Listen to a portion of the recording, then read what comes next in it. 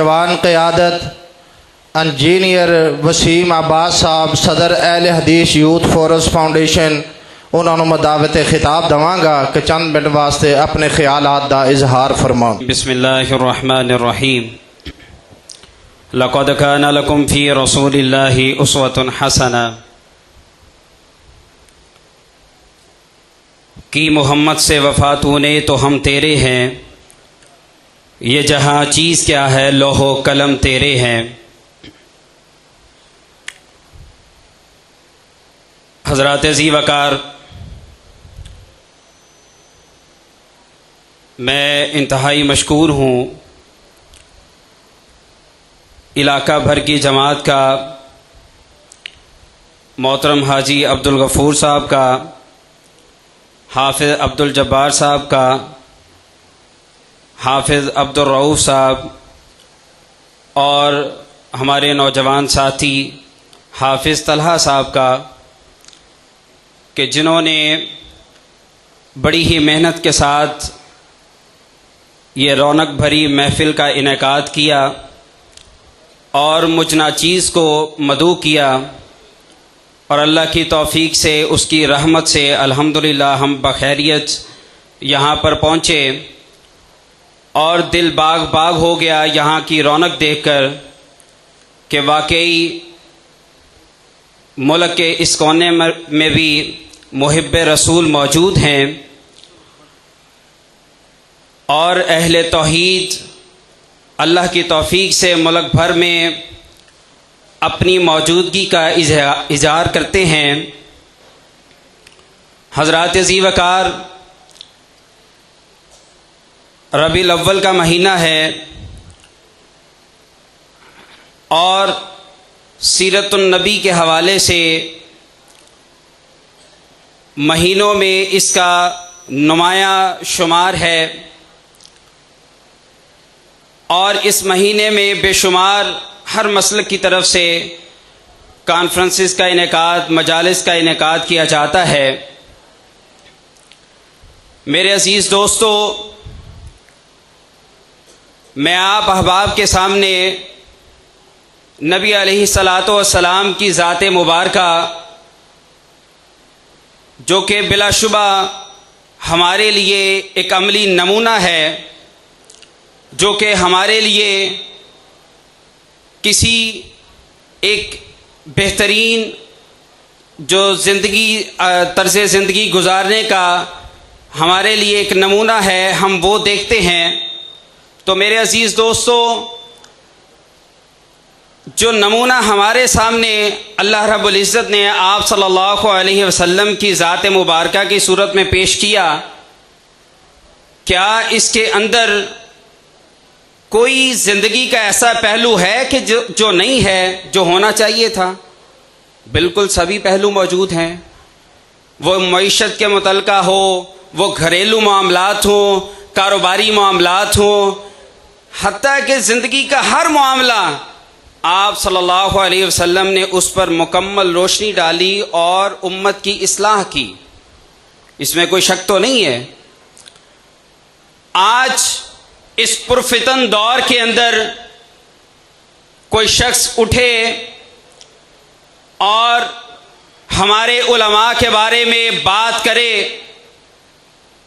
علماء وہ کہ جن کے بارے میں جو کہ وارث ہیں انبیاء کے، تو یہ بات ہمیں تو بالکل نہیں برداشت ہوگی، ہماری ذات گوارا نہیں کرے گی کہ جنہوں نے ہمیں ایک نمونہ پیش کیا، عملی نمونہ، اس ذات مبارکہ، ان کے وارثوں کے بارے میں کوئی بات کرے، کہے کہ ان کو تو کچھ پتہ ہی نہیں ہے۔ نام نہاد ایک موٹیویشنل سپیکر ساحل عدیل کے نام سے وہ یہ بات کرے کہ ان مولویوں کا دین کا کیا پتہ ہو، تو میں پوچھنا چاہتا ہوں کہ تجھے دین کے بارے میں کیا علم ہے؟ کس مدرسہ سے تو فارغ ہوا ہے؟ کون سا ایسا عالم دین ہے جس سے تو نے دین کی تعلیم حاصل کی ہے؟ میں گواہی دیتا ہوں میرے مسلک کے علماء کن کن شیوخ الحدیث سے پڑھے ہیں، میں اس بات کی گواہی دیتا ہوں۔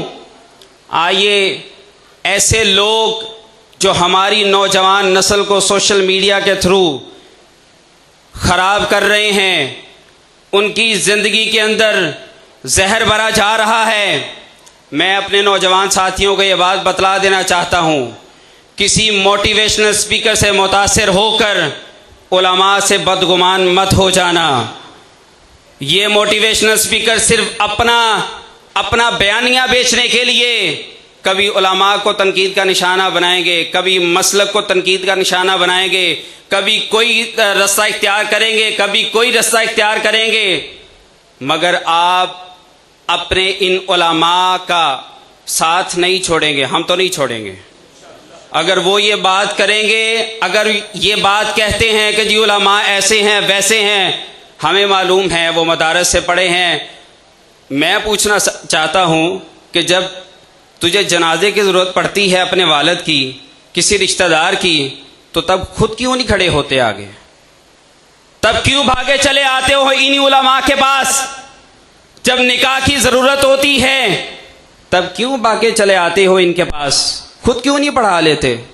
اتنی اوقات نہیں ہے، اتنا علم نہیں ہے. تو جب تیرے پاس علم نہیں ہے تو تجھے کوئی حق نہیں کہ تو ہمارے علماء کے بارے میں کوئی بات کرے. ہم بالکل بھی گوارا نہیں کریں گے.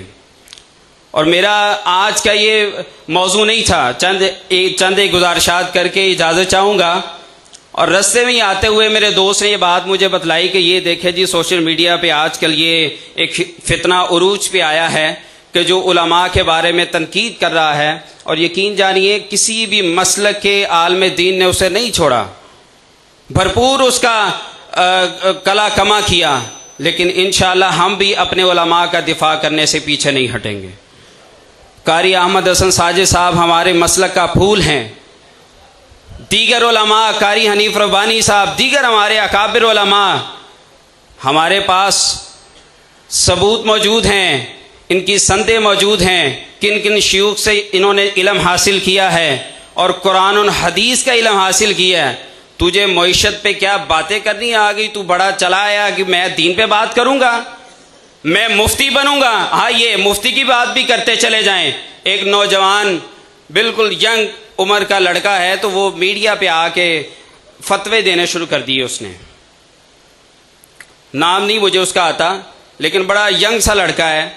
تو میں بڑا حیران ہوا کہ یار اس کی عمر دیکھو اور اس کے کام دیکھو، اور جو اس کے دل میں آئے، جو منہ میں آئے، وہ بولتا چلا جائے. تو میری گزارش ہے ہمارے مسلک کے لوگوں سے بھی کہ خدا را آپ پہلے بچے کو پڑھائیے، مدرسہ کے اندر وہ پڑھے، علم حاصل کرے، قرآن اور حدیث کا علم حاصل کرے، بخاری تک پڑھے، پھر سٹیج پہ آئے تاکہ اسے پتہ ہو میں نے بات کیا کرنی ہے اور میں نے فتویٰ کہاں پہ دینا ہے. اب یہ موٹیویشنل اسپیکر بننے کی کوشش تو کرتے ہیں، معیشت پہ جا کے باتیں کرنی ہے تو کریں، اکنامکس پہ بات کرنی ہے کرے، انجینئرنگ پہ بات کرنی کرے، ڈاکٹریٹ پہ بات کرنی کرے، ہم روکیں گے نہیں، ہمارا شعبہ نہیں ہے. لیکن اگر دین پہ بات کرنی ہے تو پہلے سند پیش کرو، تمہارے پاس علم ہونا ضروری ہے. تو میرے عزیز دوستو، میرے عزیز طلبہ، اس بات کو بھی زیر غور رکھیں. ایسے بندے کی تقریر سننے کا کوئی مطلب نہیں ہے. میں یہاں پہ بات کوٹ کروں، حضرت شیخ عبداللہ ناصر رحمانی حفظہ اللہ تعالی، وہ یہ بات کہتے ہیں کہ جس شخص کے بارے میں آپ کو اس کے عقیدے کا پتہ نہ آنا ہو تو آپ کو اس کو سننا بھی نہیں چاہیے. جب تک آپ کو کنفرم نہ ہو جائے کہ اس کا عقیدہ کیا ہے.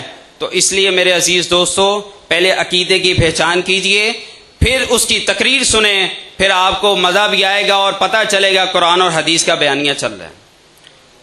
تو آپ صلی اللہ علیہ وسلم کی جو زندگی ہے وہ ہمارے لیے عملی نمونہ ہے. تو جو عملی نمونہ ہے وہ کس طرح ہوگا؟ اگر ہم فرائض کی ادائیگی کریں گے، ہم قرآن اور حدیث کے مطابق زندگی گزاریں گے. داڑھی رکھنا کوئی مشکل تو نہیں ہے، میرا خیال ہے کوئی مشکل نہیں ہے. میرا شعبہ انجینئرنگ کا ہے تو مجھے کوئی مشکل پیش نہیں آئی. میرے انٹرویو لینے والے جاپنیز تھے، انہوں نے مجھے نہیں کہا آپ کی داڑھی ہے ہم آپ کو نہیں جاب دیں گے، ہم آپ کو نہیں رکھیں گے، ہم آپ کو برداشت نہیں کریں گے. وہ جاپنیز کوئی مسلمان تو نہیں ہے، کافر ہی ہے نا. تو میرا خیال ہے کوئی مشکل نہیں ہے، کوئی رشتے کی رکاوٹ بھی نہیں بنے گی. تو یہ چھوٹے چھوٹے کام ہیں. آپ ان کو جب اپنا لیں گے، اپنی زندگی کے اندر ڈھال لیں گے، تو انشاءاللہ آپ کی زندگی آپ صلی اللہ علیہ وسلم کی عین جو آپ نے شیڈول، جو طرز زندگی بتایا ہے اس کے مطابق ہو جائے گی، تو انشاءاللہ آپ کے اندر وہ ایمانی حرارت ہوگی جو سلطان صلاح الدین ایوبی کے پاس تھی، جو جناب حضرت خالد بن ولید کے پاس تھی، جو حضرت عمر فاروق کے پاس تھی، جو تمام صحابہ کرام کے پاس تھی۔ اور فتنوں کی بات کروں، کوئی بہانہ بنائے کہ جی فتنے بڑے ہیں، جی بڑے معاملات ہیں، بڑی مشکل ہے، ہر دور میں فتنے تھے۔ کیا ان نوجوانوں کے سامنے فتنے نہ تھے؟ وہ پیش کرتے تھے لے جی یہ نوجوان عورتیں ہیں، آپ ان کے ساتھ عیاشی کریں، لیکن نہیں، ان کے اندر ایمانی قوت تھی، حرارت تھی، انہوں نے انکار کیا اور دین کو ترجیح دی۔ تو آپ سے بھی گزارش ہے، اگر آپ نے عملی نمونہ پیش نہ کیا تو یہ بات یاد رکھیے کہ ہمارے بعد آنے والی نسلیں پھر وہ سوچیں گی کہ ہم کس طرف جائیں۔ اگر آج آپ عملی نمونہ اپنی اولاد کے لیے نہیں بنیں گے تو کل کس کو دیکھ کے وہ بڑے ہوئے ہیں؟ آخر آپ کو ہی دیکھ کے بڑے ہوئے ہیں، تو وہ یہی دیکھیں گے میرا باپ ساری عمر سگریٹ نوشی کرتا رہا، وہ داڑھی منڈواتا رہا، میرا باپ نماز نہیں تھا پڑھتا۔ تو میرے عزیز دوستو، صرف تھوڑی سی فکر کرنے کی ضرورت ہے، سوچنے کی ضرورت ہے، مشکل کام کوئی نہیں ہے۔ اللہ ہم سب کو عمل کرنے کی توفیق عطا فرمائے۔ وما علینا الا البلاغ المبین۔